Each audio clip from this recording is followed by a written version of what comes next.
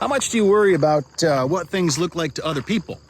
We're going to think about that today on Now What Devotion from Trinity Lutheran and Cyrus.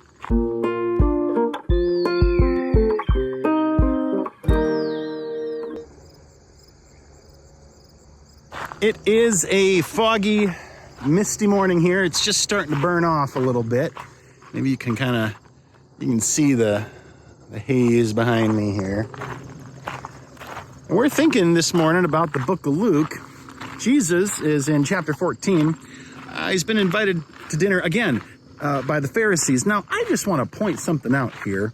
We give the Pharisees a bad rap, but they also keep inviting him to dinner, right? They've saved his life a couple times. They said, you got to watch out. This Herod guy's trying to kill you. They warn him.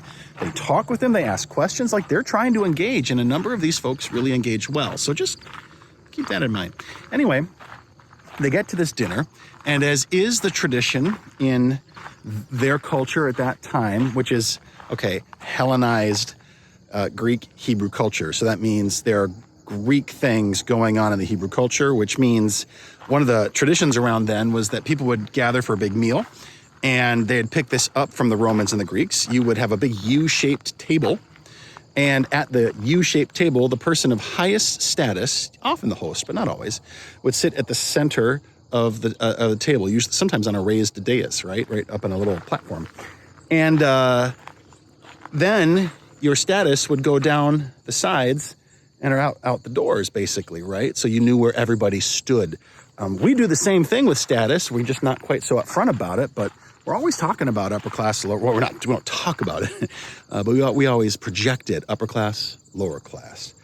You've heard things like people of Walmart, which is essentially shaming of upper or lower class people, or people of Whole Foods. Like, it's the same thing. Like, we do this status thing all the time. Well, Jesus says, hey, when we're thinking about status, why don't you put yourself at the bottom? And if people invite you up, that's great. And if they don't, nothing lost. So I just want to offer you a couple of reflections here. I'm making this video the morning of learning of a shooting in Minneapolis. Not a good one. Somebody attacked a Catholic church, and that person felt that they needed to attack kids and a church. And I think a question that can be fairly asked is, what would push a person into that place? What would cause them to think? And actually, I think one possibility, amongst many others, is the same thing that causes many of us to make some pretty poor decisions in our lives, which is when we feel like we can't get ahead, we're on the bottom, our status is so far below that of everybody else that no one will help us and we're alone. And maybe you've experienced that, but you've definitely seen folks experiencing it. And when you think that the rest of the world is so high and mighty and powerful and you are so small and your life has no future, you can do some terrible things. And we see that happen more and more often in our culture. Jesus today, I think, isn't just talking about worrying about upper class status or trying to look higher and mightier than you are, which, of course, is a part of status, right? We try to appear acceptable and respectable, and at least we're doing well enough that people don't have to think that we're falling apart, right?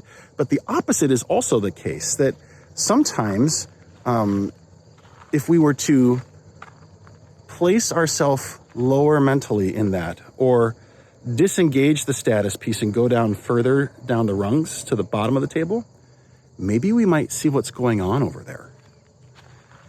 Now, that's something that we do at church a lot. We offer some gas and food cards, and it's not a lot, but we try to offer a little bit of help. And I'll tell you, the conversations and the stories that we hear because of that work, we get to see a side of what's going on in our community that a lot of people don't see, and how people are struggling with systems that don't care about them, or how they're making their way through when there's not really a clear way forward. Our world is so stratified. Our community is so stratified. And a lot of times we just see the folks in our own circle. So Jesus' recommendations today aren't just about don't overestimate your own status and be invited up to look better, but also, how do you get to know the people on the bottom?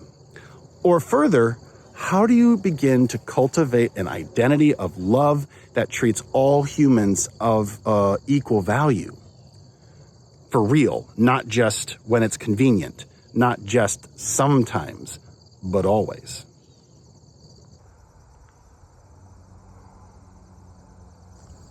As we think about ways that we might truly enter the lower seats and sit fully with people. And as we also pray for those rocked and reeling from this attack on a church and on kids, and as we pray for all those who struggle and suffer and will continue to struggle and suffer in a world that doesn't always care, I would suggest that now is as good a time as any, or better, to remember the words of Jesus, to remember that blessed are the peacemakers, and blessed are those who mourn, and blessed are those who grieve, for they will be comforted. And as we do that, and as we stand in that comfort, or as we stand looking for that peace, we can engage with those at all seats of the table. I'm Pastor Chris from Trinity Lutheran in Cyrus, signing off for now.